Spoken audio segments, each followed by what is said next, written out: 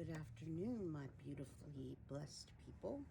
And why am I blessed today? Because I woke up and it's a beautiful sky outside, and you guys are here with me.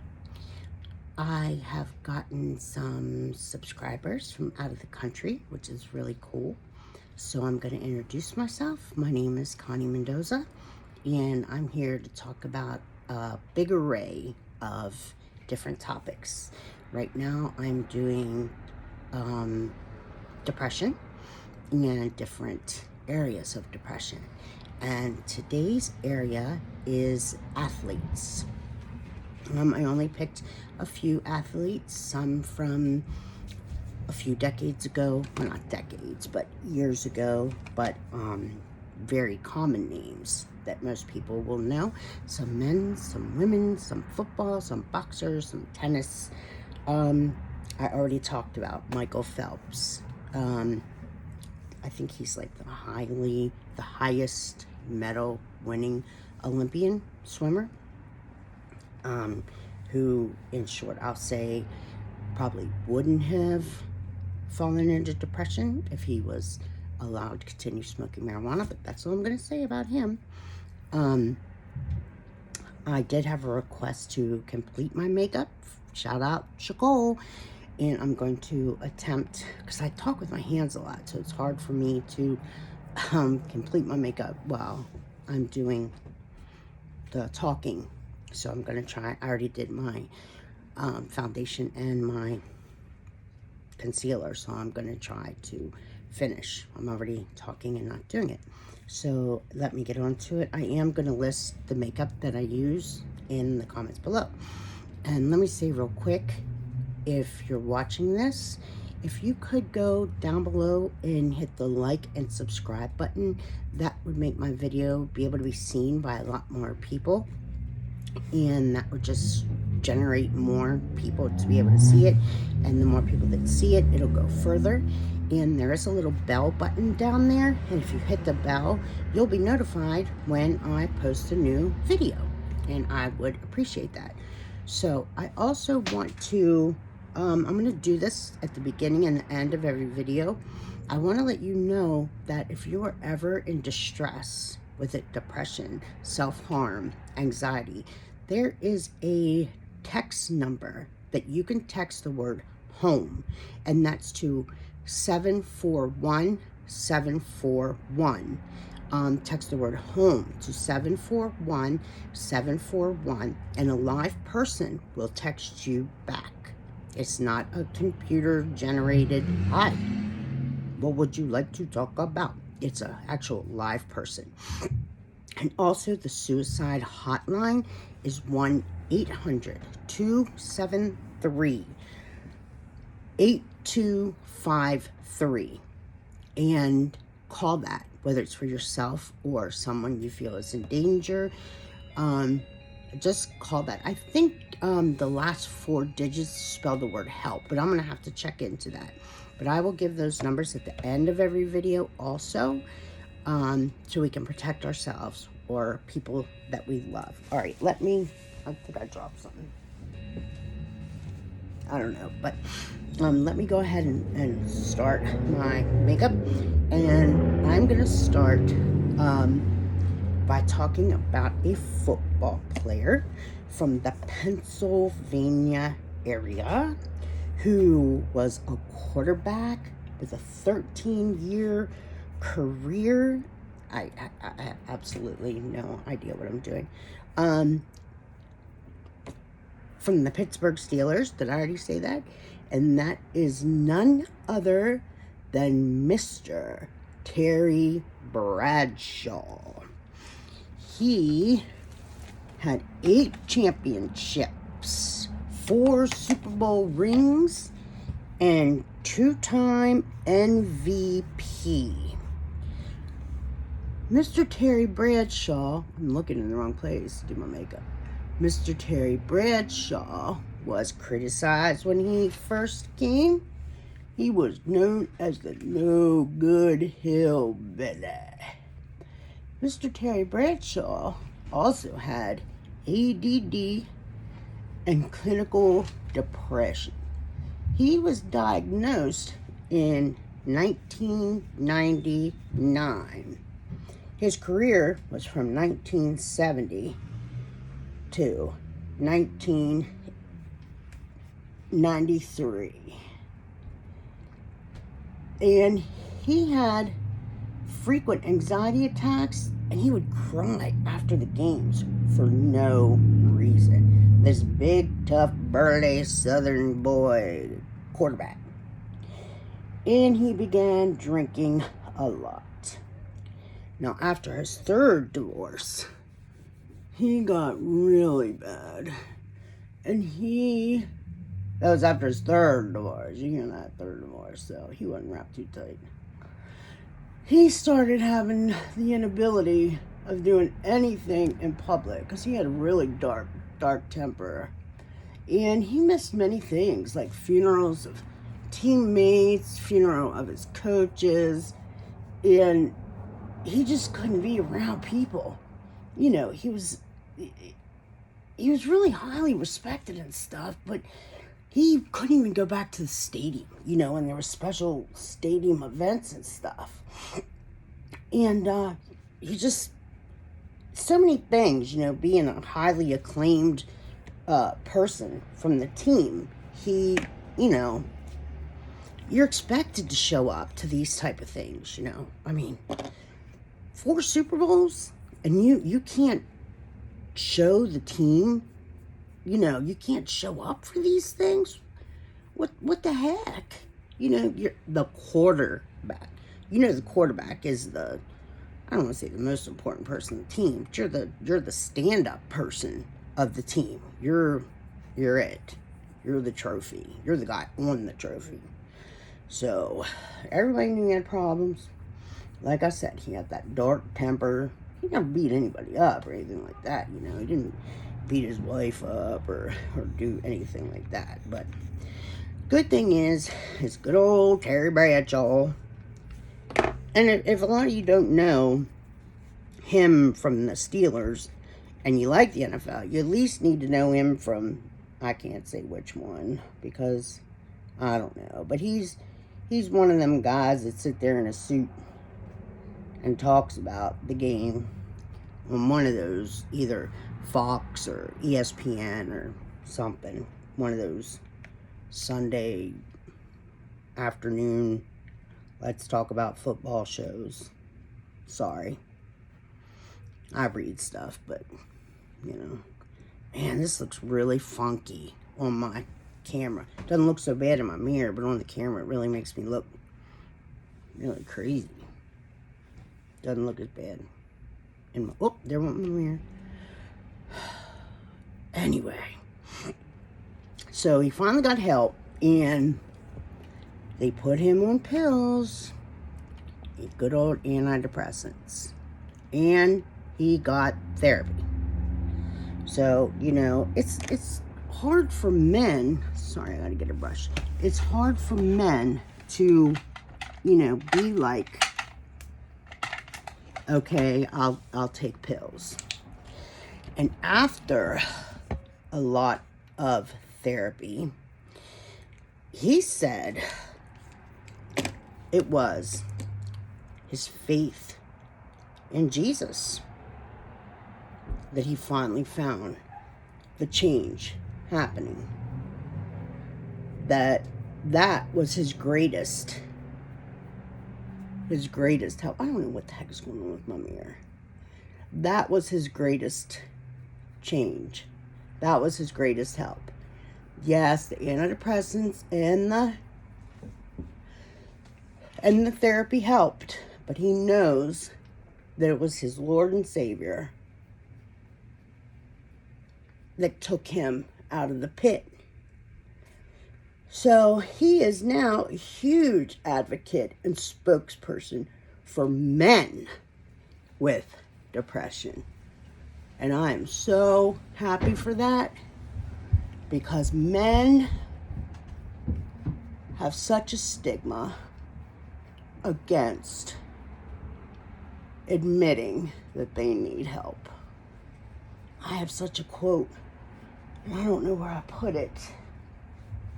I'll bring it up in one of the videos, though. It was a quote that I got from when I was researching about Robin Williams. I'll find it sometime, but it's a really good quote. He's an advocate for men with depression, with children, with the whole ADD, ADHD thing, because he thinks that, you know, so much of it is, you're just bad. You're a bad child. And, you know. Here's a quick little story. No, never mind. I won't do it right now. Like I said, he strongly attributes most of his success in dealing with his mental health is in his faith.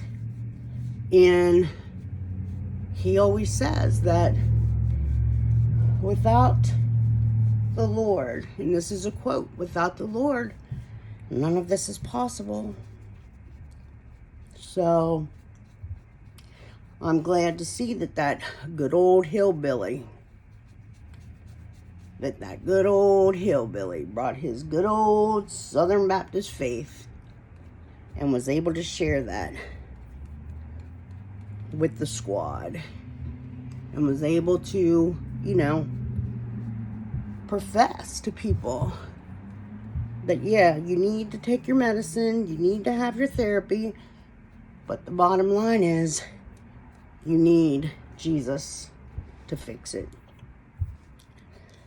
So, another household name that we're going to talk about is none other than Miss. Remember, these are people with depression that you'd never thought would have depression because they got it all in the palm of their hands. So this woman is none other than Miss Ronda Rousey. Yes, people. Ronda Rousey. The woman. Her claim to fame is being an unstoppable MMA fighter. But before that, she was the youngest judoka to qualify for the 2004 Olympic Games in Athens. She went on to win, like, medals in so many different divisions in various games. And then in 2012, the Ultimate Fighting Championship announced that Ronda would become the first female to sign. The friends gave her the nickname Rowdy. Rowdy, Ronda, Rousey, or Ronda, Rowdy, whatever. Which she thought was, like, disrespectful to this guy named Roddy Piper. If any of you know, like, from the WWE house that I live in, we know who Roddy Piper is. So, it's like an arrogant, well, was, God rest his soul. Roddy Piper is a wrestler. Well, Ronda didn't want to do that. She thought it'd be disrespectful to him. And a friend of a friend of a friend got in touch with him and told him about that. And he was like, let her have it. So she was like, wow. And so she took the name. And she started fighting under that name. And then, after she went with that name for a while, and he passed away, his son gave her his jacket. And that was a big, big deal. And so that was exciting. And there's more to that story that I'll talk about a little later. Well, Ronda She went and had 8 out of her 12 matches that she won in less than 1 minute. 8 out of 12 in less than 1 minute with this famous arm bar. I mean, that feels like you're getting your shoulder ripped out. An arm bar. You know, we had a wrestler, can't remember his name, in Waynesboro High School. Wish I could remember his name. I think his name was Trey. But he would throw the arm bar on everybody. That was his famous move. Maybe he did a double arm bar. Oh, I wish I could remember his name. Trey Andre? I think his last name was Andre.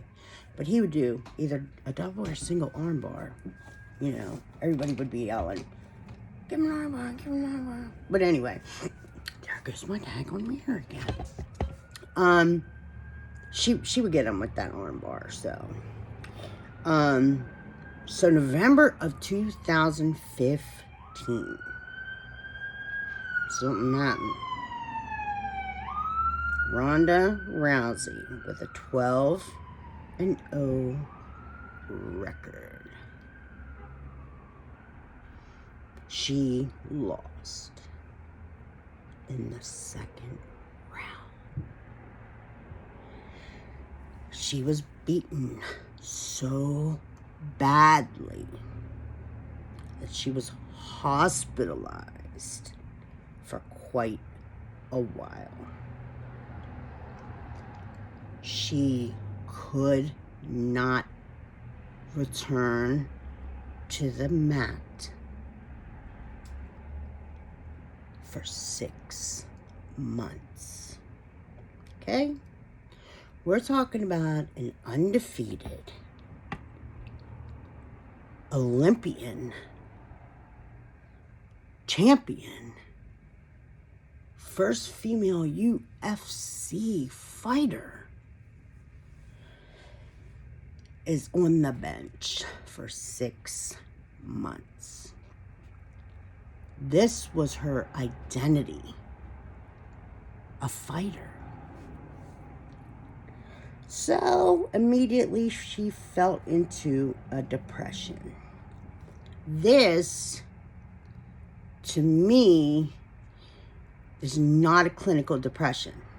Okay? This is not a chemical depression. This is an environmental depression.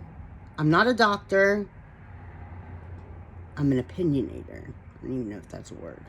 But to me, this is an environmental depression. It's not a clinical depression. It's not, I mean, it's not like you can get blood drawn and to see, oh, you have depression. But I believe that your environment can make you depressed. If your husband beats you, you can get depressed. If your hormones are whacked out, you can be depressed. She lost her identity. She's depressed. See, do you understand what I'm saying? She lost her identity, so she immediately fell into a depression. She felt like she was nothing. She was a nobody. Who was she? She's just Ronda Rousey. And she didn't know who Ronda Rousey was. So there was a lot of crying and isolation. Of course, she contemplated suicide. And that wasn't far from home for her because Daddy committed suicide. So, of course, that probably was in the back of her head. You know, my dad committed suicide, so I should commit suicide too because now I'm a nobody. And, you know, I'm not mocking her. You know, don't think that at all.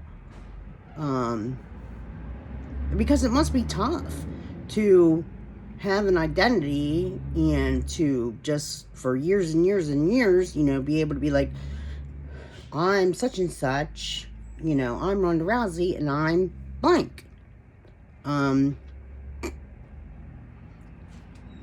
You know, I mean, the only thing in my life that I've ever done and continue to do, well, two things. I've been a mom, and I've been the Lord's that I've done and continue to do. I mean, I've been a sister, and I've been a daughter, but, you know, I've chosen to be a mom, and I chose to be a Christian. I don't know if I chose to be a Christian, because God, like, chose me, and I accept it. But anyway, her husband, Travis Brown, he was also a UFC, fighter. And, you know, he held her a lot, and he let her cry it out, and, you know, she worked with it. But then all of a sudden, guess what? She was in talks with the WWE. And remember that guy? Roddy Piper? Well, she went to the WWE, and all of a sudden, guess what she was getting? All kinds of accolades. She was able to hook up with this guy that we talked about a couple videos again. This guy named Dwayne Johnson. She was able to make her debut with this guy, I gotta get a brush, named Dwayne Johnson. You make an entrance with The Rock, you're doing pretty darn good. Alright, I gotta get back to my makeup, or Cole's gonna get me. Yeah, so she made this debut with The Rock. She got to smack around Stephanie McMahon, who owns the WWE pretty much. So her fate was pretty much sealed for a while. But that kind of didn't work out that well. So she, see, I just can't do that two things at once thing.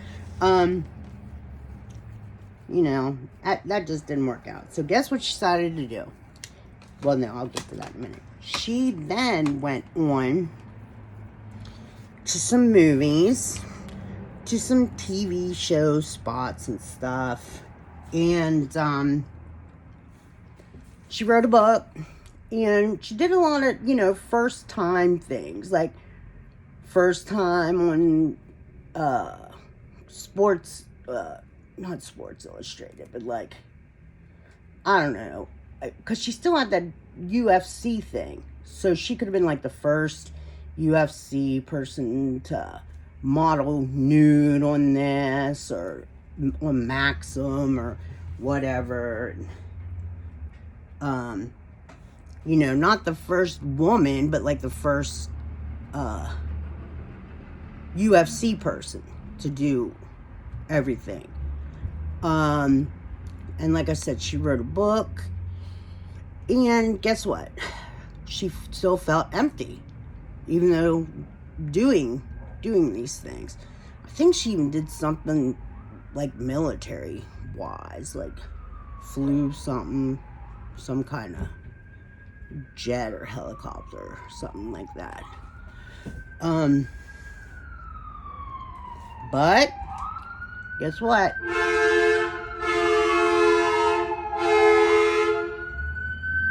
That reminds me.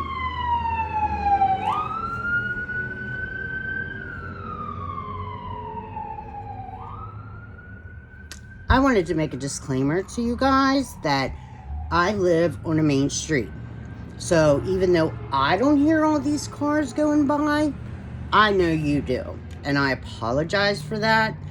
Like I said, all my windows are down and I don't hear this traffic. But when I play the video back, I think how loud it is. And I'm sorry. I'm really new to this whole video thing. And maybe eventually I'll move it to like my living room or my kitchen when I figure this all out. So that's it. That was a fire truck. That's usually 3 or 4 times a day. And that's a short one. Sometimes I got like 4 and 5 going in a row. And if I ever figure out how to pause and then start back up, which I see so many of these people doing. I need to figure it out.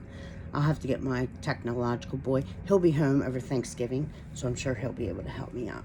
But back to my story. Yes, I was saying, Ronda has not found her whole filler. So what's the next step us women do to fill that hole? Let's become mommies. That's what we do. Nothing is going to fill our holes better than being a mommy. That's always the answer. So, he left for work without telling me he loved me.